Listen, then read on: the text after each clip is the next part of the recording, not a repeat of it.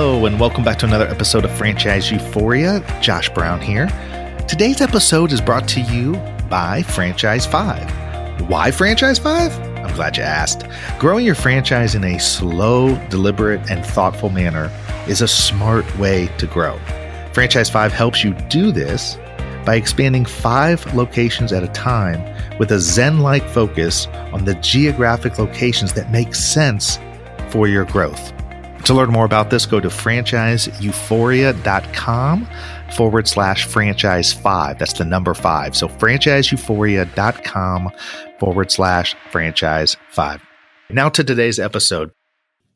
Got a great interview today with Chris from Handyman Connections. Chris is the Vice President of U.S. operations, and Handyman Connection is a home repair company with 60 plus franchisees operating throughout North America. These franchisees rely on having skilled craftsmen on their team to serve their customers. In the past, their recruiting efforts relied on online classified advertisements, while each franchisee used their own process for recruiting qualified craftsmen. It's a really interesting concept, but most important and most intriguing about this interview, I think, to you will be, we kind of walk through some of the struggles that Handyman Connection had as a growing franchise. What happens when you start growing too fast, and Chris in particular, got overwhelmed with everything that had to be done, how that led to a very specific and worthwhile process that they implemented to attract and bring on good qualified franchisees. So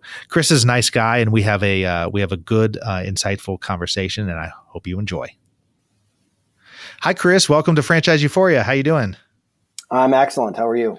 Doing fantastic. Well, thrilled to have you on today. You're obviously involved with Handyman Connection, and I believe you're the Vice President of U.S. operations. And so I wanted to have you on today because Handyman Connection has been around for a little bit. You guys have kind of been through it. And, there's a lot of folks listening and a lot of people tuning in who I think could benefit from hearing about the Handyman Connection story. I mean, just the idea of, starting off, creating a franchise, growing a franchise, and those steps along the way. But before we dive into that, maybe take a minute or two and tell the folks a little bit about your background and how you got into franchising. Sure. Thanks for asking. So I actually started my franchising career back when I was 18 years old. Accidentally worked for a painting company called College Pro Painters. And they gave me an opportunity to really learn not only a trade, but also about business, and gave me an opportunity to be a franchise owner, and eventually working into their corporate staff as well. Left franchising for about 4 years, missed it, realized that I really wanted to help small business owners grow their business. And that's what I was passionate about. And I missed that when I left franchising. And so came back about 5 years ago to start working with the Handyman Connection team and building a business and kind of rebuilding a business that had once been great. So what does Handyman Connection do? I think it kind of says what it does in the name, but I didn't really know what y'all did. I'd heard about it, a few years ago, but before then I did not know that. So what do you guys do? Yeah, so it is kind of like the name. I mean, it's handyman work, but we do small to medium repairs inside any property. And I actually should say it's inside or outside. So imagine anything that you would need to have done to either maintain your home or property or improve your home or property. We would be somebody you could call, and we're going to either connect you to the right person to do that, or we're going to be able to handle that service call in-house.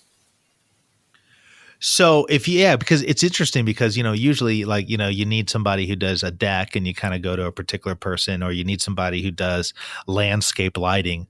I know all these things because we just bought a new house about a year or so ago. So we're dealing with all that. But it sounds like the model for Handyman Connection is such that, I think you guys have an Indianapolis location, I'm pretty sure.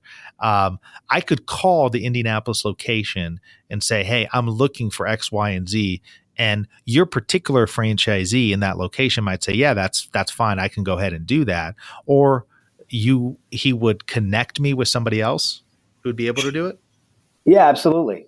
So if you had a home in Indianapolis, You could call our franchise owner. They're going to have a lot of the trades on staff. So if you had a plumbing issue, electrical issue, a carpentry issue, maybe you wanted a room painted or a floor installed, they would be able to help you with all of those things, and they could schedule somebody for you to get that bid. If you like the bid, they can go ahead and do the work for you.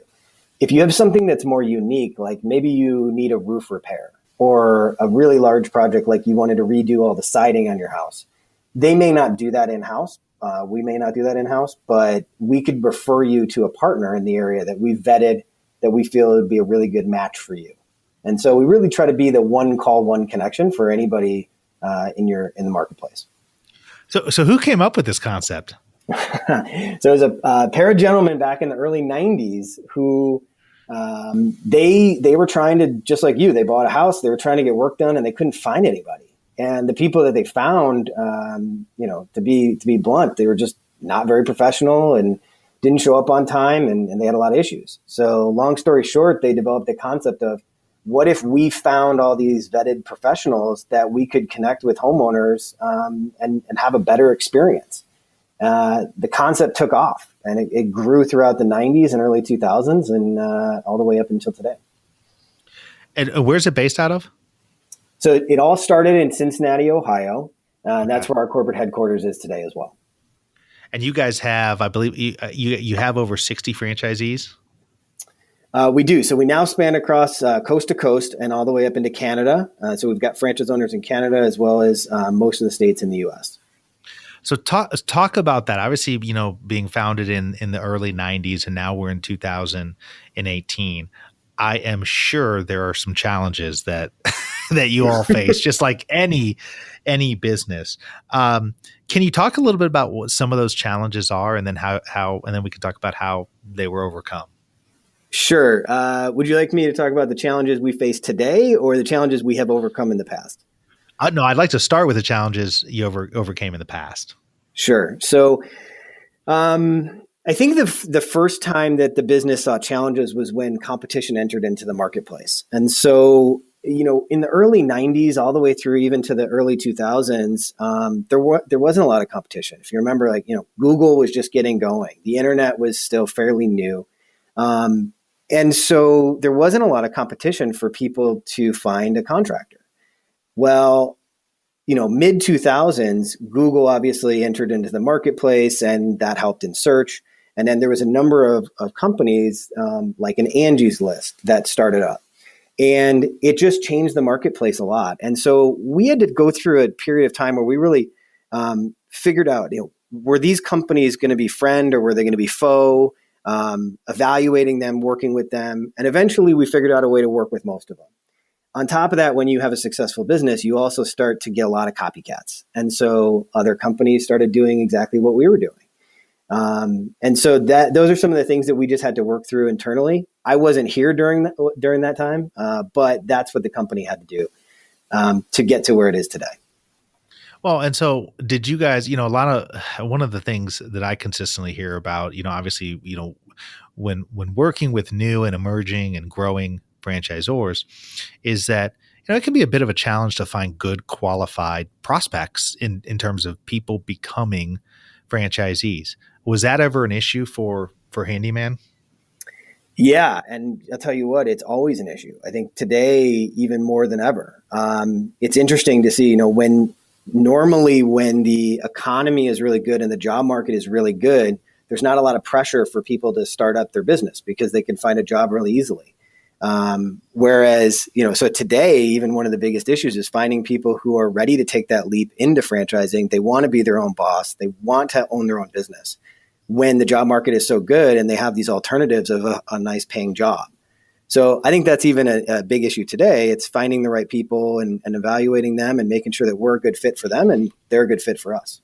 So what's the magic potion? That's what everybody wants to know. What's the magic potion? What's the process you guys go through to find good qualified franchisees? Well, the first thing is we want to make sure that we're giving them a lot of information. So our process involves a number of phone calls and webinars that will get the candidate information to make sure that we're the right fit for them. After that, we have a standard discovery day where we invite our candidates in to meet our corporate team, our home office team, learn our story, really understand our business. And then we also, in all honesty, we evaluate the candidate. We want to make sure that they are the right fit for our business, because this is a partnership. And if all that goes well, then we do an agreement with them, and we get them started out really quickly.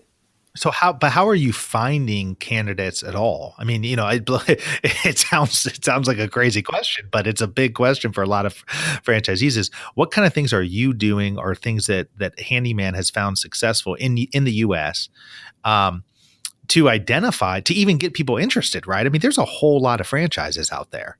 So what are some of the things that you guys are doing to help your brand stick out? So on the franchise side, a couple of things that we're doing is we're trying to utilize social media. We're trying to utilize search to get our name out there and to attract potential franchise owners to us. We're also partnering with a lot of different brokerage and franchise coaches. So there's a lot of those, when somebody's looking for a franchise opportunity, they typically will find a broker or a coach, and they're going to be looking for that coach to evaluate some opportunities that are best fit for them. So that's really where we're focused on recruiting franchise owners. And then once you get some interest, do you have a team at Handyman that's part of your onboarding or operational team that then deals with not only the vetting of a candidate to make sure that it's the right candidate, but then also walking them through the process, like you talked about, getting the information you need, filling out the applications, sending them their the franchise disclosure documents, talking about a discovery day, I mean, all those things. Talk a little bit about that process and break that down, because believe it or not, there's a whole lot of people out there who I don't believe do it the right way. So yeah, it's a team effort, and you have to have the process laid out. So I'll start at the beginning for you. We have a team that is our franchise development team. We call them our franchise development team, and their role is to initially have a conversation with somebody, do some initial fact checking. Do they have some money? Do they have some experience that's going to be able to help them be successful in this? Is this a real opportunity for them? Though that franchise development team will have a number of meetings via phone, via webinar, to really make sure that the basic needs of the candidate are there, and also that this is an opportunity that they're seriously interested in. Nobody gets to our discovery day until they've had a number of those meetings with our franchise development team, right? So they're doing the initial evaluation, the initial presentations. Once they get to our discovery day, which is an in-person meeting, it's a 2-day meeting. It's a number of presentations about our business, and it also gives. Is that in Cincinnati? It is normally in Cincinnati. Yep. Occasionally we'll do them in Chicago, just out of a hotel if we have a smaller group, but normally in Cincinnati so they can see the business. We have an operating franchise that's running out of that office, so they can also see how that works. They can evaluate that franchise. They can meet with the franchise owner, talk to them, and get a lot of questions answered as well.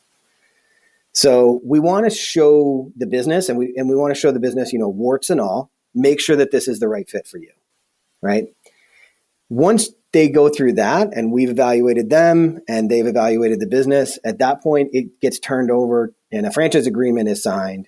At that point, it's turned over to our operations team, and we have a specific person who's in charge of what we call launch, which is the first 90 days of opening. We then have another specific person that's in charge of what we call development, and another person who's in charge of growth. And these are all different stages of a franchisee's life in the first year of their operation. We put a tremendous amount of support and effort into that first year, because we know that if they launch well and they're successful in the first year, they will have continued success ongoing. I love that. I love that process. At what point, if you may not know this, but at what point did Handyman implement that kind of structured process? Because, you go from turning a business into a franchise to then adding a few here and there. And then next thing you realize you do need to build out your infrastructure if you're going to be able to not only support what you already have, but position yourself for growth. So I'm curious, at what point did Handyman realize they needed to implement a process and structure like that? It's an interesting question. So I'll be honest with you. It's when I got overwhelmed. Um, so Yeah. when I came in about 5 years ago, what we were doing is we were going through a remodel of our own business. And so I really took on all the roles because I wanted to make sure that I could do them. I understood the ins and outs before I hired people to do these roles. And so one of the lessons that I think I would give any new or kind of a business that's starting franchising is you need to know everything before you start hiring people and franchising it out. So I did that, and then once we started selling some franchises, and I was getting overwhelmed, I knew that I needed to hire somebody to train. I knew I needed to hire somebody to coach. And the philosophy that I took was I've implemented more of a coaching mentality in our franchise support system versus an auditing mentality. In fact, we don't really do many audits. We come in and we support and we provide feedback and we encourage our franchisees to move in the right direction and execute our brand experience. But we don't come in with a heavy hand and audit them and say, do this or else. And that's just the approach we've taken. That's fantastic. No, I I think that, I'm glad you were honest about it, right? I mean, the reality is, I think that's very helpful to people because the truth of the matter is that's how things get done, right? You run a business, you grow a business, you get overwhelmed, and then you decide, I can't take this anymore. I gotta figure out a better way to do this. And if you're lucky enough to be in the position to get there, right? Some people wait too long or don't do it the right way. Talk to me more about how, because it's a very interesting statement that you made about, you supporting the franchisees instead of doing the auditing and coaching them. What's that process like? Give me some examples of some things where you guys are helping to coach franchisees along the way.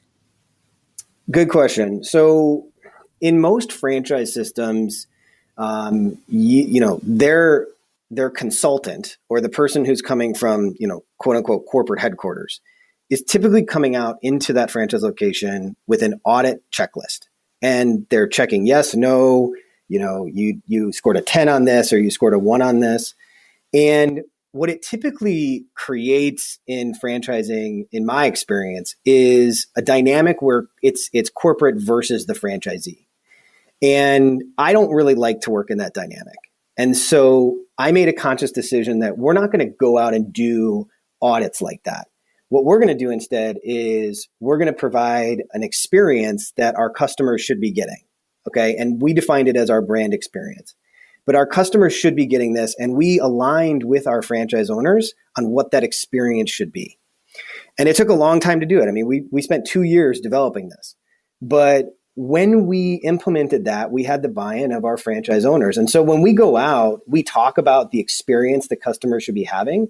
And we our coaches identify, hey, areas that you're doing really well, which you want to make sure you emphasize what you're doing well. And then also areas that you may not be performing and provide the direction of how to get up to that level of performance. And so it's not an audit. You did this, you didn't do this. It's more of a directional, hey, we're noticing that these things aren't being done for our customers. We need to make sure we're getting there. And then let's also provide you the direction of how to get there. So what I like about that is you're right. I mean, in most franchises, it is a corporate versus franchisee mentality. And I think that's true. That doesn't bode well for long-term relations. But what I additionally like about what you said is that one of the things I know to be true is that when a franchisee signs up with a franchise, usually if it's a halfway decent franchise, there's immediate value when they sign up, right? I mean, they're provided with a manual, they're shown how to open up the business. I mean, all these things that they can apply without having to come up with it themselves. And so there's a value there. One of the things that franchises struggle with a lot is, and this is franchisor specific, is providing that ongoing value for the franchisee. So as an example, you get somebody, they've signed up as a franchisee, they've operated for a year or two. Now they kind of know how to run the business. And at some point in time, if you're not, as a franchisor, providing continuous ongoing value, the franchisee gets frustrated and they're like, well, why am I paying this royalty? What am I getting in return? So it sounds like that's one of the nice things about your coaching and the ongoing support is that they probably feel like they're getting ongoing involved support from the franchisor. But I'm curious too, like, what are additional things that you all do to show that value? I mean, to show that additional value so that you can continue to keep franchisees happy and it's a true win-win situation. Yeah, you're so right in the fact that most franchisors produce a ton of value in that first year. But where the issues come is year 2, year 3, year 10. What value are you adding? So you asked specifically. We definitely we coach, and we go out and we visit our franchisees and we will coach. And those are in-person, multi-day, what we call field visits, and they're intended to help the franchise owner grow.